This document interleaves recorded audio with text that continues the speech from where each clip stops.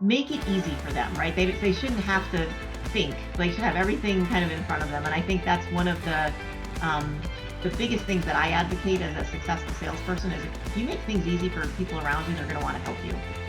So that's number one. And then I think the other part is, and I referenced it earlier, is just being grateful, right? So making sure to close the loop and take the time to thank that person and keep them updated on the process. Even great leaders get stuck. Others thrive. I'm Mark Cook, New York Times bestselling author, president of Windfall Partners. We get leaders unstuck and thriving with their teams. Clients upgrade leaders' retreats and conferences with my 5-star keynotes and breakouts on leaders' bold encounters. Also, leaders get weekly consulting as they execute key steps. Plus, brief check-ins guarantee results, live or via Zoom. After turnarounds as chief executive and 9 global studies of 2 million award-winning leaders, I've coached 4,000 client wins at top brands with my approach in over 50 cities worldwide. My Bold Encounters is an advanced system for leading. First, powerful steps on a path forward. Second, problem-solving skills that beat obstacles fast. Leaders create revenue breakthroughs and clients see new profits. Now let's lead with Bold Encounters today. Welcome. I have with me today Amy Cerruti. How are you doing, Amy? Hey, Mark, I'm good. How are you? Good. Amy's the Chief Growth Officer for Koha Health. It's a great little company. In fact, one of the reasons that I originally reached out, Amy and I have had a series of interactions and got to know each other now pretty well, and been through some accidents and some other children things along the way. But in the beginning, when I bumped into her online at LinkedIn, I saw she and her boss, and they both in their different teams had a very family-oriented culture in their little company. And that was very interesting to me because I have had recent discoveries on how important relationships are, and that's an obvious statement in business, but even in the most crucial tasks that we do, how we approach the relationship, how we approach the other human being has become very top of mind for me. So I'm grateful that you would join me today. Did I get that right? Did it feel okay? Yeah, for sure. It's absolutely something that is very important to me and also to everyone here at Koha. So yes, you did. Good. The pictures speak 1,000 words, all of those. So it's good pictures. So tell me about your role as a chief growth officer and as you work with other people in your company and you work with outsiders in business outreach. What does your philosophy of relationship look and sound like? Yeah.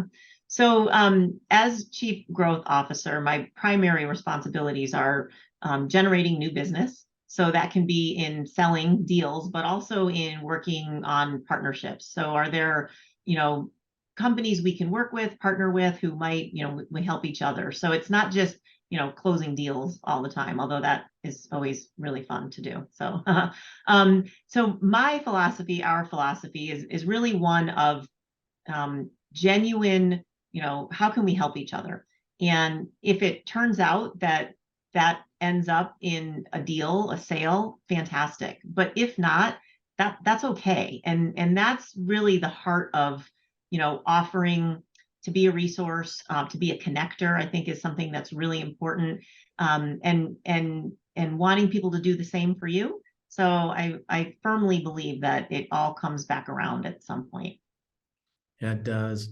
One of the ahas I had recently was I had a client ask me to do something very unusual. I've mentioned this before on the show briefly, where they said, "Look, we have a bunch of engineers, and they can't handle the first 5 minutes in the break in the middle and the 5 minutes after. They're amazing when it comes to the demo and talking technology." But it's the first 5 minutes before the meeting starts where it has to be social, and then the middle where it has to be social, and the end where it has to be social, and they're actually losing us deals. So we want to ask you to do something you've never done before. And I said, okay, I hope I'm qualified. And they said, we want you to talk about how to have your very first conversation and have it be really meaningful and immediately build a relationship and give them a path to follow. And so I did a bunch of research. I got people that were qualified, and we did it, and it was very successful and well received.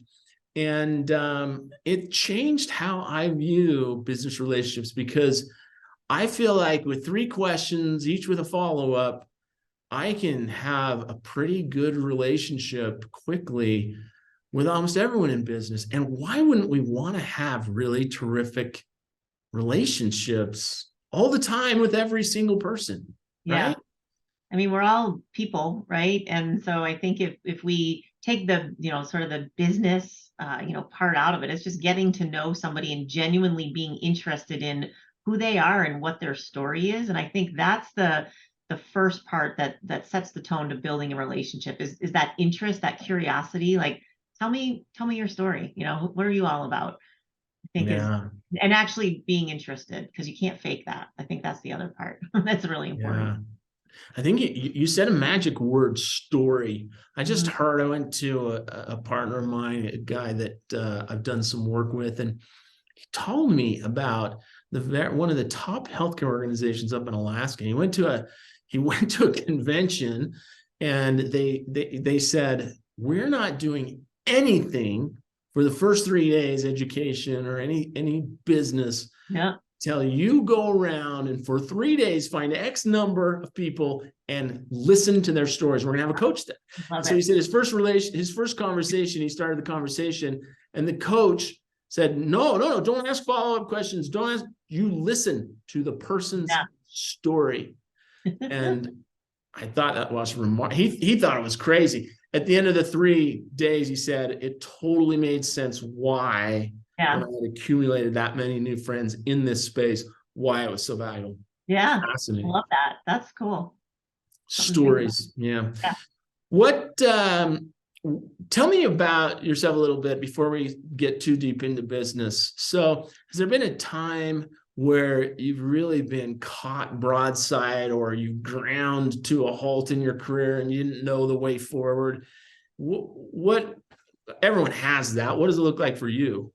Yeah. Well, I was an individual contributor for years. I was, selling, had my own quota and loved doing that, and had a lot of success doing it. And then becoming a sales leader has, all sorts of additional responsibilities. Some of them not so fun, like the mundane, like forecasting and entering details into your CRM. But I think the other really important part is the responsibility that we have as leaders to take care of our team. And I take that responsibility very seriously.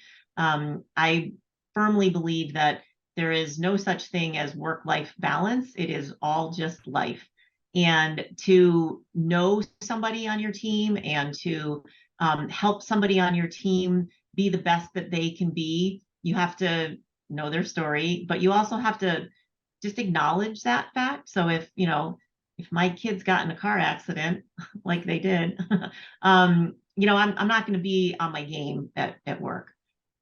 So that responsibility of just being a leader and a resource and somebody who's really truly vested in people's development was something that I took very seriously.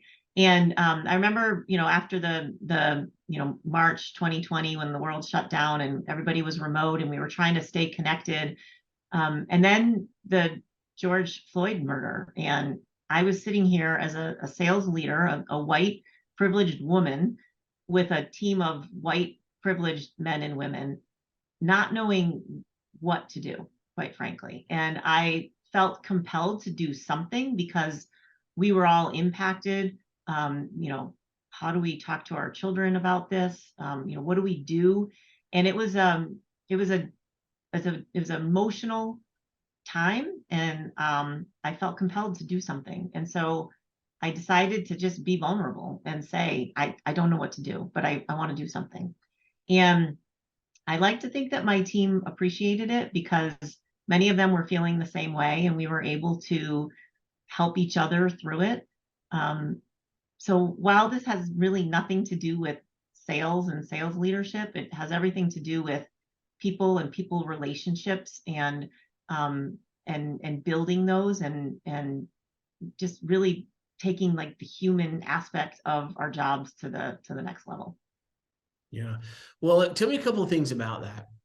Really interesting example that you did get broadside. Everyone did, and that was a tragic event in so many ways, especially for him. And you had a life before that happened and caused a ripple through the culture. And it's kind of the perfect world, or things were going as well as possible. Tell me what was that like before? Tell me what it was like in your job and in your company and in your days. Yeah. Yeah. We hunkered down during the pandemic, but we always had a very collegial, collaborative approach. And we met regularly, we laughed a lot, we worked our butts off, but we always had fun doing it.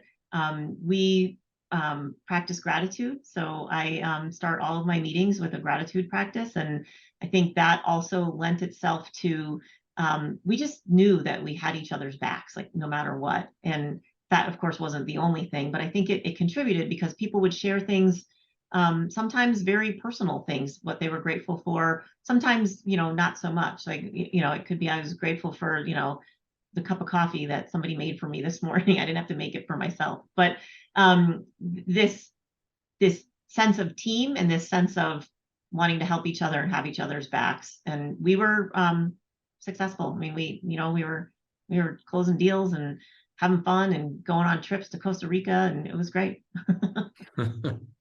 Well, so that tragic event happens and stirs the whole world, and at least our nation. And you're staring at each other saying, well, who's going to provide the answers here? Did you have to do a little business outreach or networking, or what was the first step? It's only a first step, I know, towards solving how you felt.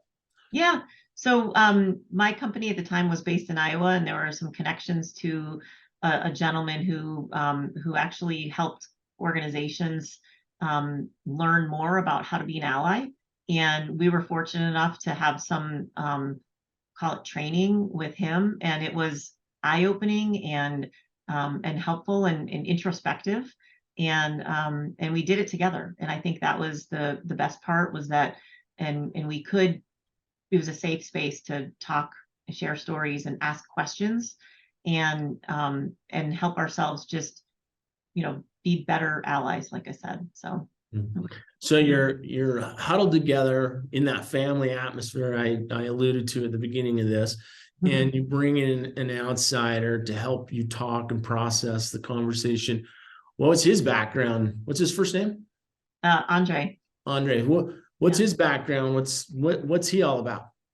Yeah, so he started a movement, Humanize My Hoodie, which is based on the fact that, stereotypically, wearing a hoodie is generally associated with Black people. And it was all about understanding, different reasons why you might wear a hoodie, and that and so that was his platform. He's actually a fashion designer, so it was kind of interesting, take. So we were fortunate. Like I said, we were based in Iowa. He's Iowa based, and so it was a very meaningful experience for me. Was it him just lecturing, or was it you guessing, or how did it go? Yeah. No, it was not a lecture. I mean, it was very much a conversation. He shared some personal stories that were deeply personal and eye-opening, and they were moving. And so understanding, like, from his perspective, some of the things that he experienced as a Black male were and then we would talk about different things that we could do. But we also spent some time learning about things we take for granted, or maybe some things that we say and we don't like necessarily realize the impact of them. So it was both sort of personally moving, but it was also, there were some tactical things to take away. But it wasn't lectures. It was very interactive, and it was very it was good. Good. How did it affect your business? Your life even? What was a baby step towards doing something about it, or being better or something? Yeah, I think, from a business perspective, it just helped all of us in our daily interactions with those of us around us. But at the same time, I also think going through something like that with your colleagues brings you closer. And again, that whole concept of we've got each other's backs and we're a team, and it just furthered that, and it helped us appreciate each other more. And I mean, it was very much a contributor to a stronger team bond across the whole company. Yeah. Awesome. Okay, so let me switch topics a little bit and ask you some specific business questions and get your perspective on them. When you meet someone for the very first time or talk to them on the phone for the very first time, how did you get that opportunity? What's the most effective, efficient way to even attract someone into a live conversation or meeting? Yeah, I think the most effective and the most efficient is to have somebody make an introduction for you. So I think this whole notion of connections, I've built a network. I try to maintain my network. I try to be helpful to people. And many times people will make unsolicited introductions, which is wonderful. But the ability to go to someone and say, hey, Mark, do you think you could make an introduction to Joe? Because, we're trying to learn more about their business. And for you to be able to say, absolutely, I'd be happy to do that. Right. That is, to me, end all be all, that's the best way to get intros with people who you want to talk to. What if you sense that that's going to put you behind time wise? You when you interact with people, sometimes you sense like, oh, they're offering to get an introduction, but that means in 2 years after I bother them 10 times, or maybe they're saying I'll get them an introduction, and they're maybe not understanding what you do well enough to know how you can help someone. Is there, besides an introduction, connecting the dots between two people that you've ever used or that you're familiar with?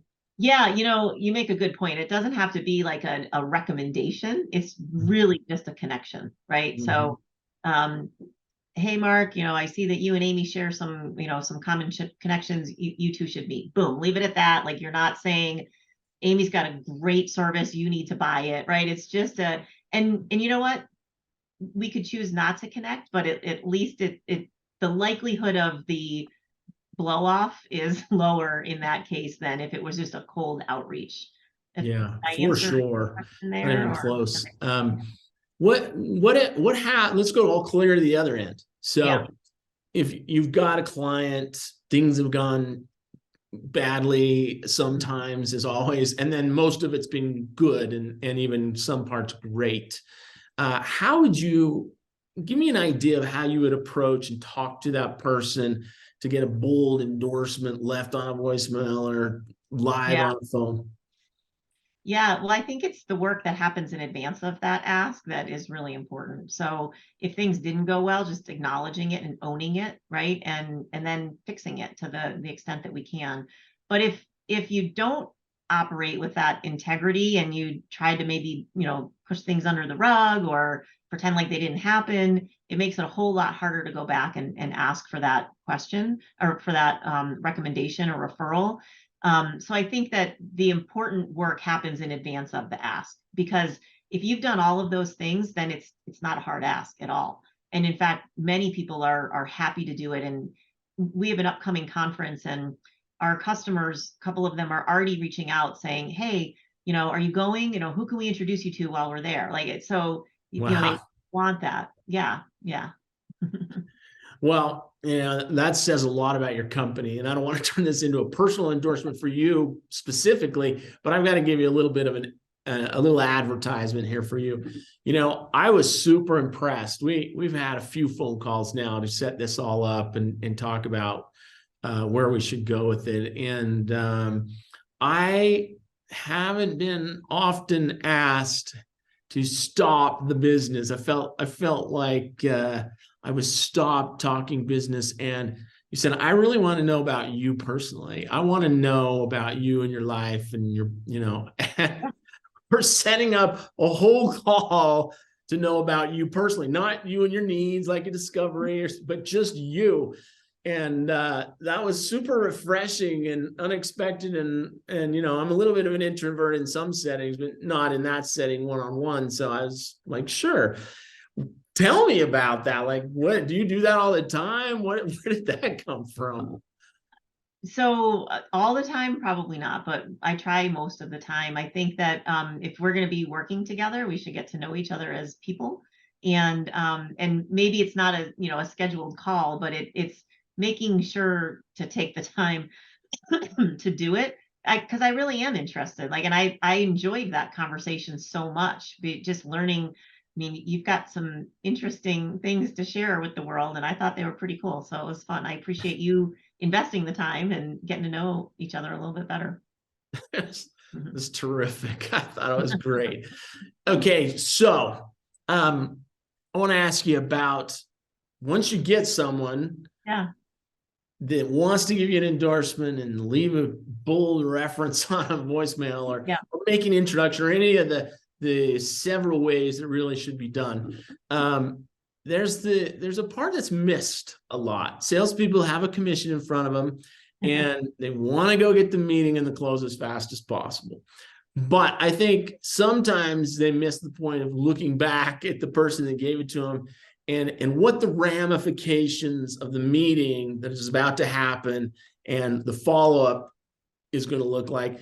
How do you think you have a philosophy that works with looking back at the reference, not just attacking the referral?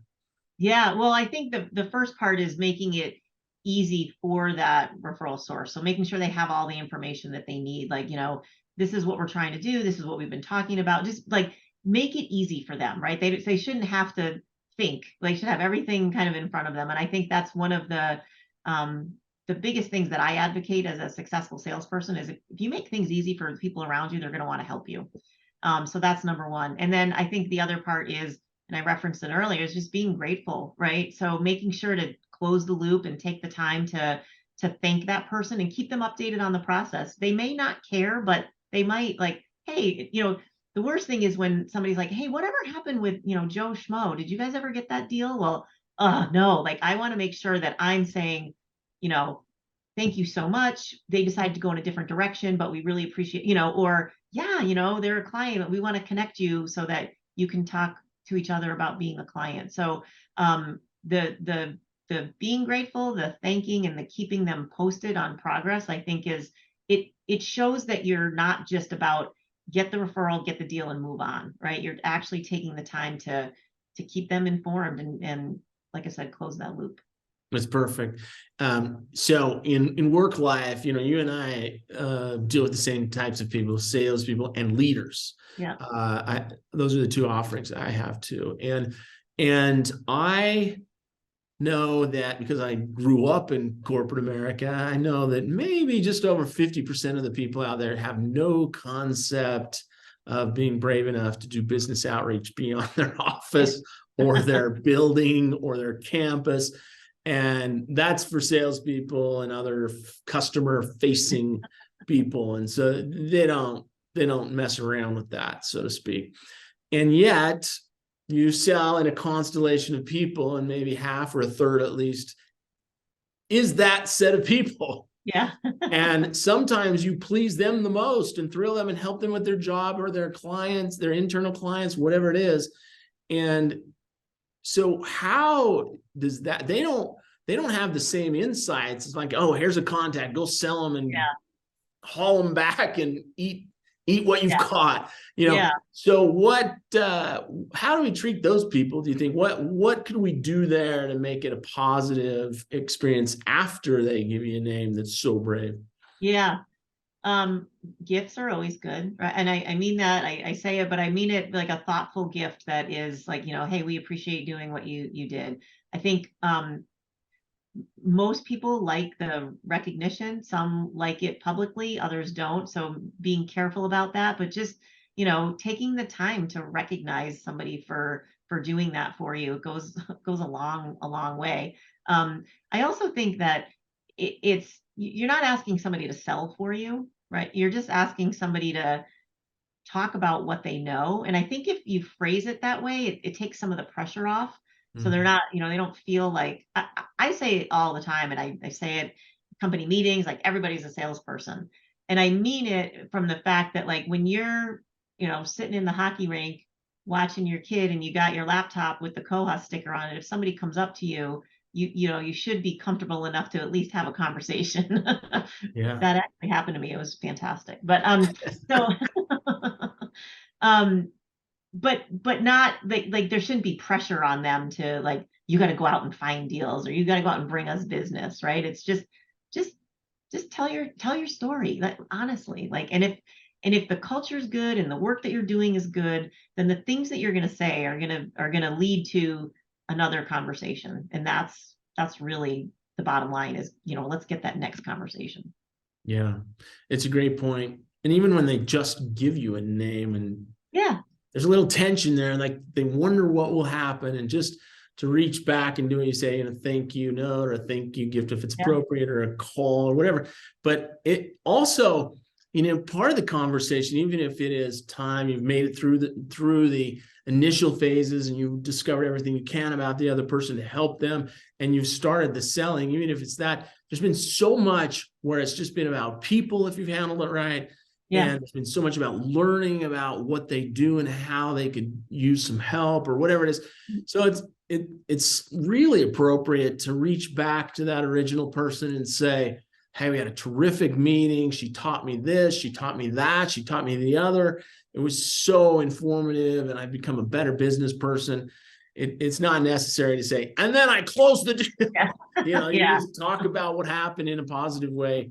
And I think they're glad to know what happened in a good way. Yeah, definitely. You made a good point though about like sharing, like maybe I learned something new that could help the person who made the introduction. Like, hey, did you know that they're doing XYZ at that company? Like you might want to, Interesting. So yeah, I think that's also a really good point. Just that sharing of knowledge, I think, is so important in what we do. I mean, it's why we talk to people, to learn things, right? Critical.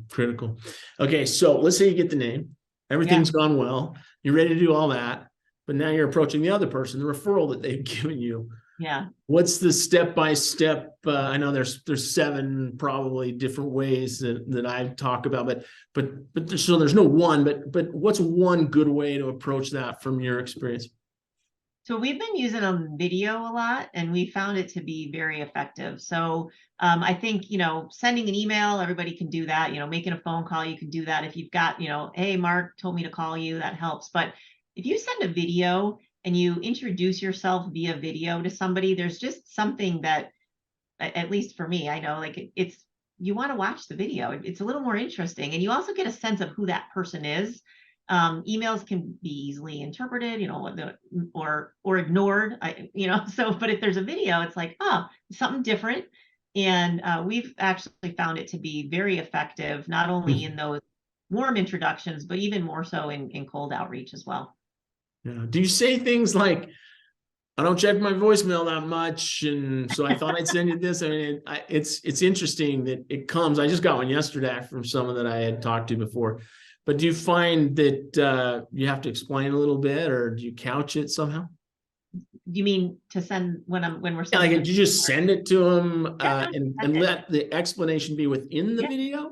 Yeah, there's a short little blurb in the body. So we do it a lot in email, but we also do it a lot on LinkedIn direct messaging. So, so there's a little blurb like, hey, I recorded a short video because, you want it to be short because you want me to watch it.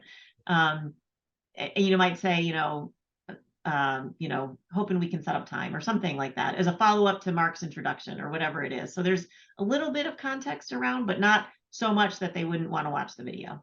Yeah. Yeah. Let me switch to the time of doing this. It's interesting. There's 2 sides to this. Like, what is a process to connect better and have an effective business outreach program for all sorts of reasons? Leaders are more successful than the best managers because of business outreach. There's all sorts of reasons that's the case, but that's not our topic. But for obviously salespeople, the highest probability is still not digital marketing. It's still the reference to a referral process. And what's interesting, if that's the number one thing you could be doing, obviously in concert with a couple other things, search and rescue, both sales and marketing are important.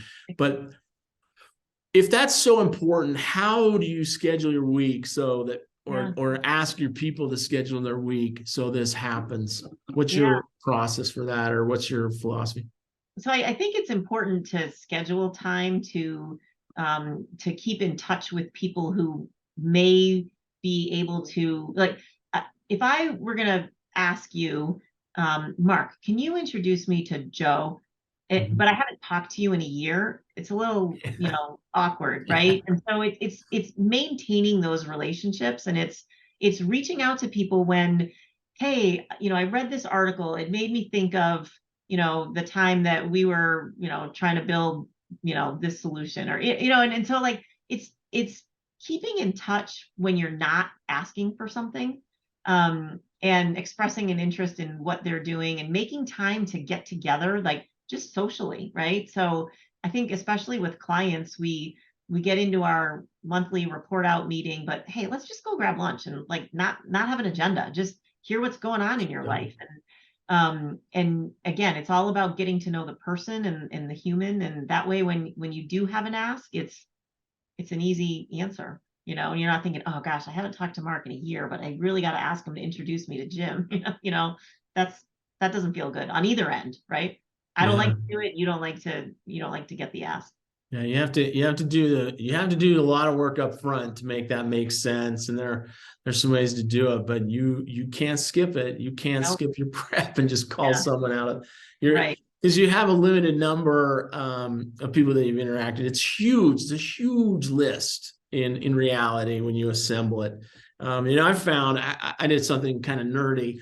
I went through my past because I'm in this business. I wanted to know the answer to this. And if gaining a referral proactively and getting that person respond well that gave the reference, and then approaching a referral in the right way is so important. And then when does it run out? Does it run out of the first time? And so I just thought about, if you have a way to approach them with a good purpose that's not selling at all the first time, and then you count how many people have I interacted with in meaningful ways. And if you start with your current job and the people that you work with and the clients you work with and the partners you work with and the ecosystem that you're in, and then you go backwards step by step in the phases of your life, in the philanthropies, in the churches, this guy you met and brought him in, all the things, and you just rack your brain. It takes a lot of time. So don't do this at home, but I went through that process on a long drive because I wanted to know the answer, or at least estimate the answer.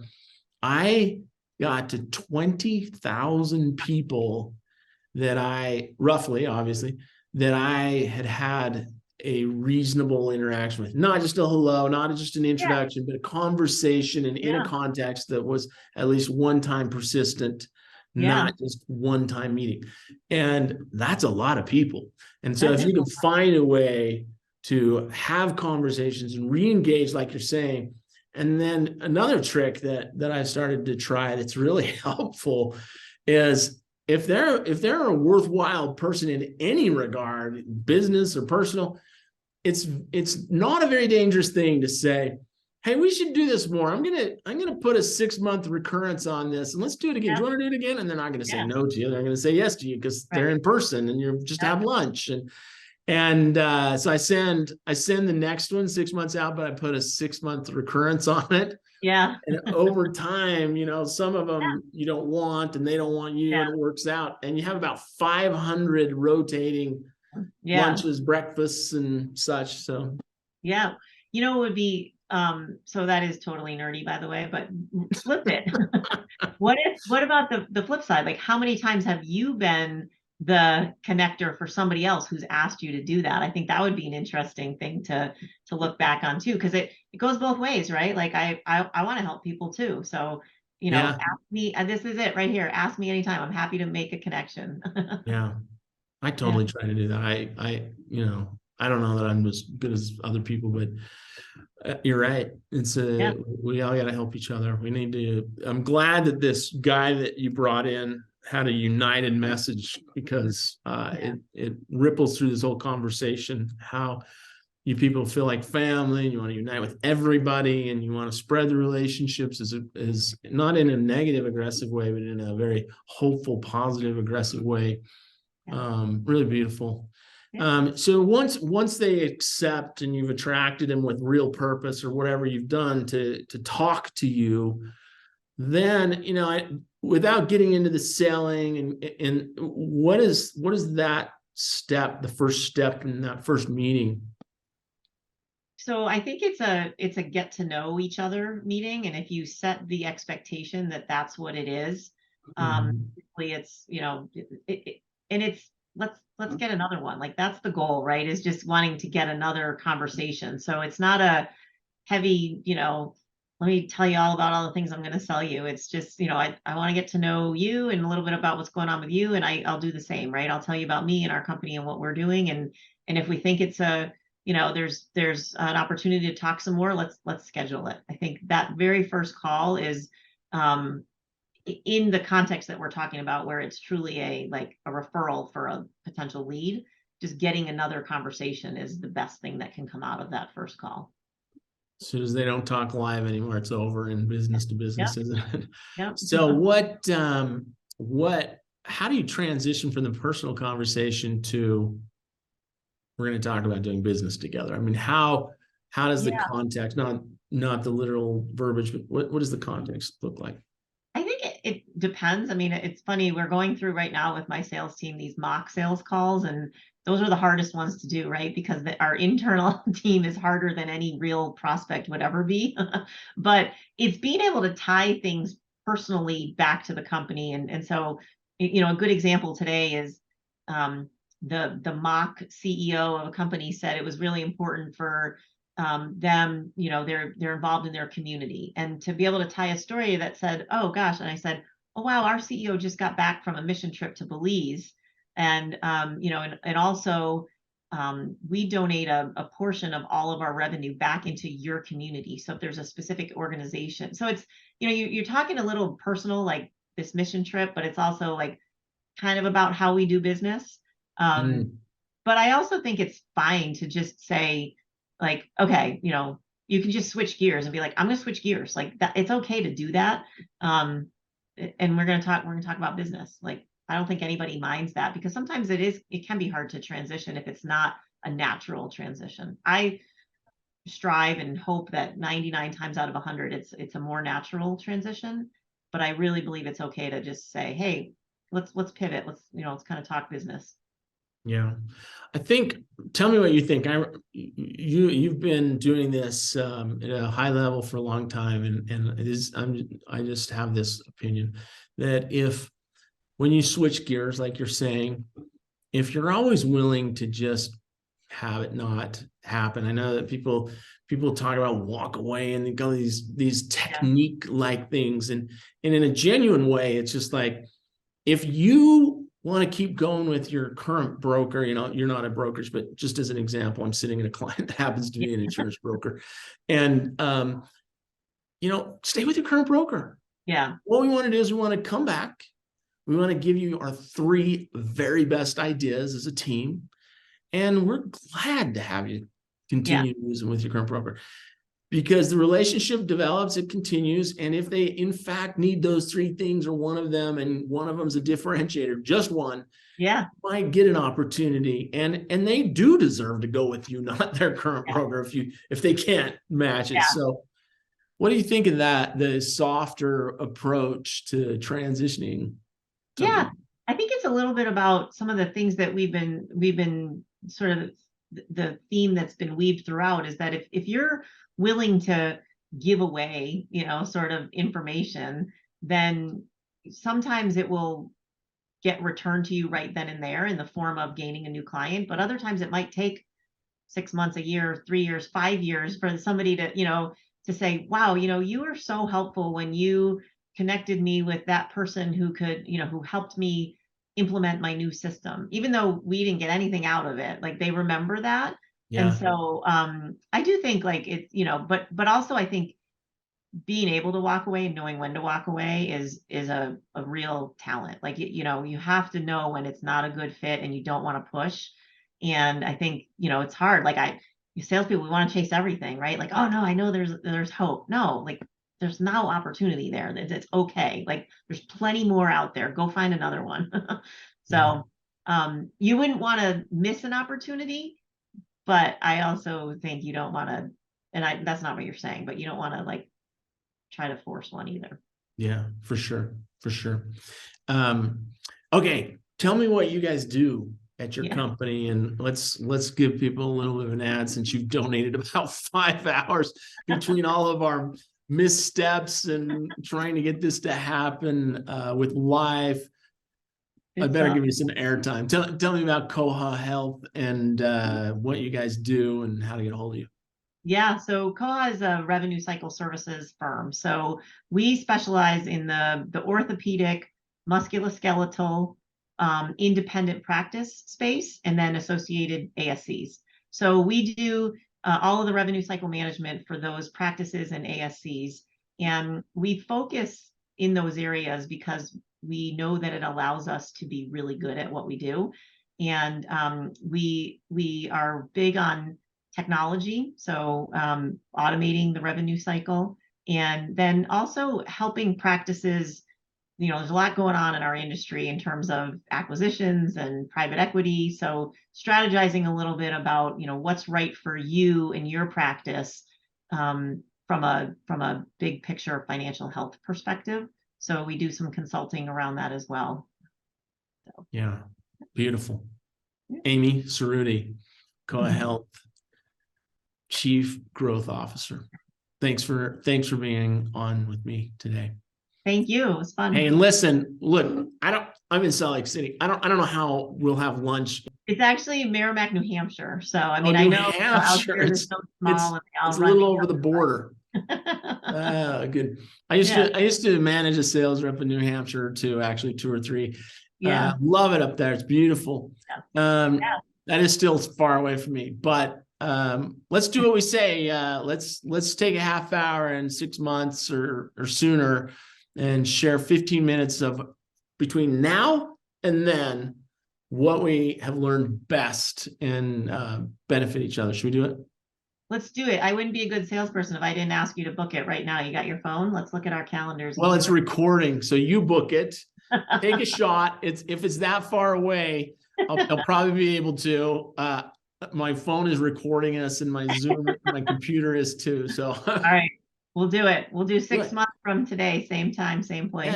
Yeah, do it. I'd love it. Okay. I'd love it. You're staying late, so I appreciate it. You can do it a little earlier if you need. Anyway.